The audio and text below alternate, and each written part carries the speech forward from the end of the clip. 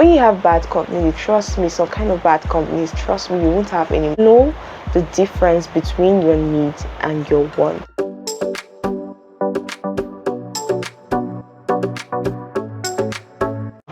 Hello everyone, welcome to my channel. I am Bucky Daniels, and today we are going to be talking about finances. I don't know if you've ever been in a situation, maybe after working at the end of the month, you end up not having any substantial amount of money in your account. Or maybe if you're a business person, maybe something comes up, you always fall back to your business to sort out whatever thing you want to do. This shouldn't be the case because you should always have money in your account to sort out things. One thing I noticed that make you not to get money in your account maybe at the end of the month after working is you spend unnecessarily. If you're able to cut down unnecessary spending, you see a very big difference in your account balance at the end of the month. And one way to stop unnecessary spending is to know the difference between your needs and your wants. How are you going to know the difference between your need and your wants? Your need is a must-have, something that you must have, while your want is something that you must not have. I'm putting emphasis on the must-have because I feel that's the major difference between a need and your want.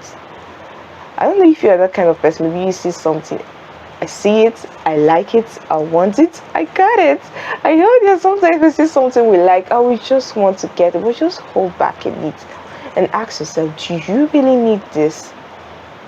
Because if you don't need this, that's unnecessary spending, and you can't afford making unnecessary spending when you want to save money, when you want to have money in your account.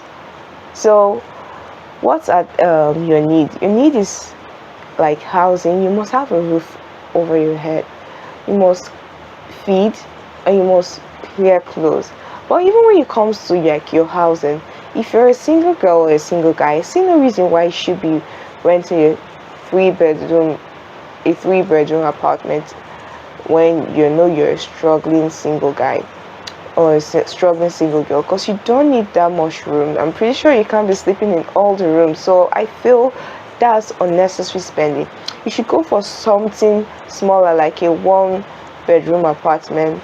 That's actually okay for a single guy or a single girl just starting up. So even buying clothes, when you know you have good clothes and you don't need to change your wardrobe yet, you're getting clothes every time. That would be like unnecessary spending and wasting your money on unnecessary things. And you know you want to save, so you know you want to have money at the end of the month, so you need to cut down on any unnecessary spending. There's something else that also make people not to have money in their account is bad company. When you have bad company, trust me, some kind of bad companies, trust me, you won't have any money. Because this bad company I'm talking about friends that make you spend a lot more than you should. Maybe you go out, they'll order so many things and they'll put a bill on you. Those are bad friends and you don't need them. Or maybe this kind of friends where if you can't meet up with your taste when it comes to fashion, lifestyle, maybe they have this kind of really high lifestyle and you don't really have much, but you keep on spending, taking loans just to keep up with those friends. You don't need such people.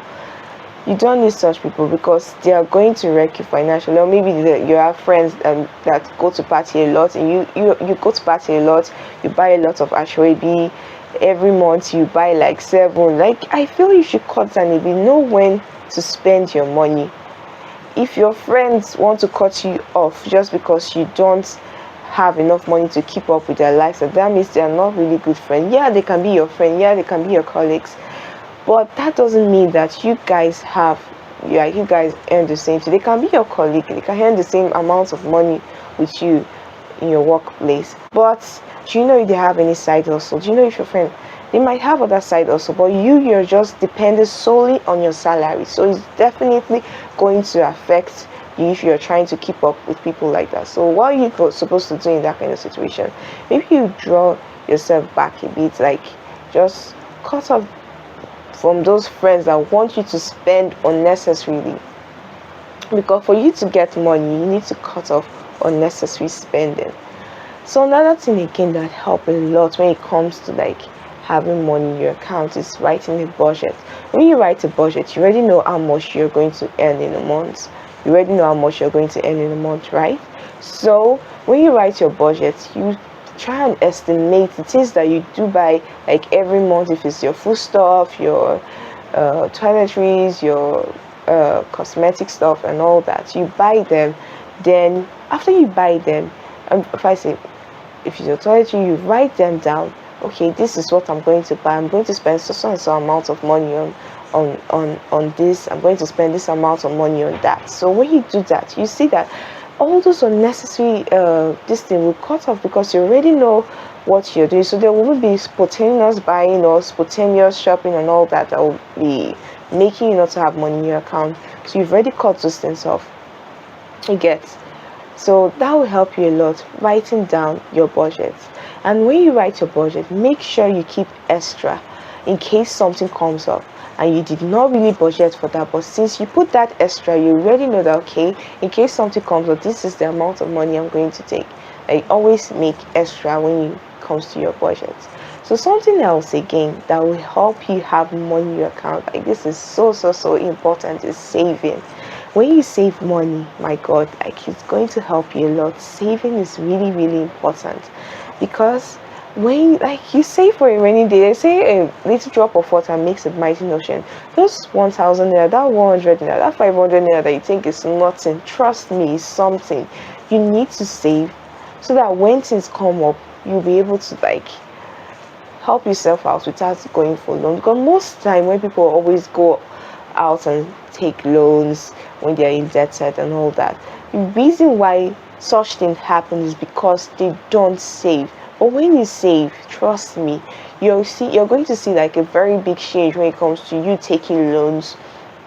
Because when any emergency comes up, you can always go and collect from your savings, right? And you don't have to go and take any loan from anyone. So how are you going to save? If you are this kind of person who is not so disciplined, when you have your money, all you just want to do is spend. Something that will help you, maybe if you're in this kind of a work environment where the staff cannot just quit their job because of what you have to lose, you can team up with trustworthy colleagues, because some of your colleagues are not trustworthy. Trust me, there's some of your colleagues that you can't really trust with money. So team up with your trustworthy colleagues, then do this kind of group competition where at the end of the month, maybe after you guys contribute, at the end of the month, this person will take this money, at the end of the month, this person will take it. So when you do that, you see that you even save faster, because when you collect your money at the end of the month, you already have cash, money that you should have spent on something, you already have it. But what if you're in this kind of situation where you don't trust the friends around you or your colleagues? Okay, you can open an account where you don't have an ATM card, without any mobile banking or internet banking.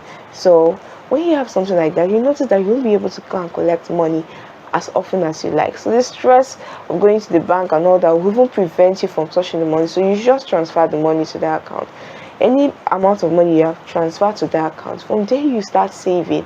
And maybe if you just give yourself an estimate, okay, by this month I will go and collect the money, and this, before you know, you're already having extra money. So when something comes out, you don't have to go and run to your friends or loan app to go and take money. And before you know it, you've already sorted yourself out, because you already have savings, you have money in your account. At the end of the month, there's still something in your account.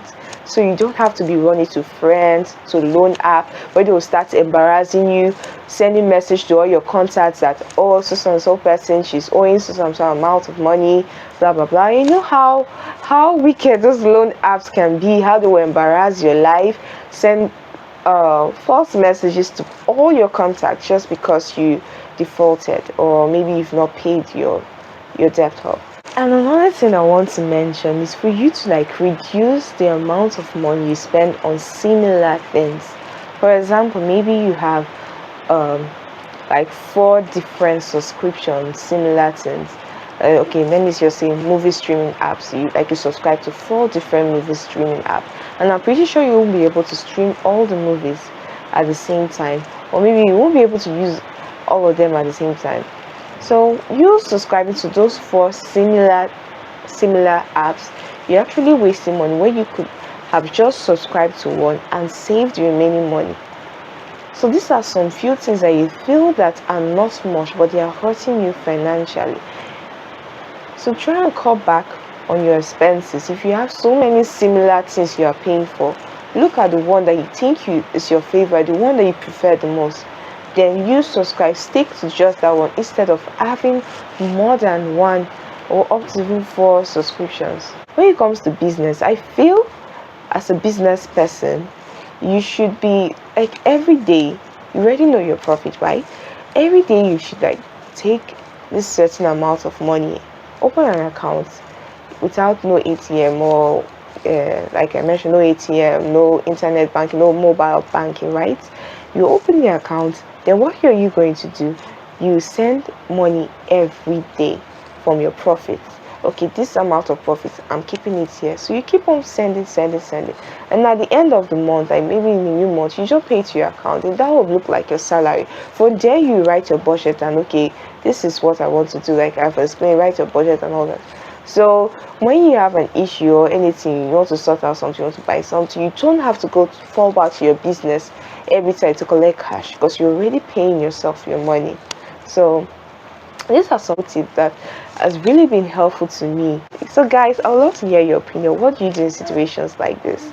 Do you save? Do you write budgets? What do you do? I'd love to hear other tips from you so that we all learn every day. So I would love to hear other tips from you. What do you do in situations like this?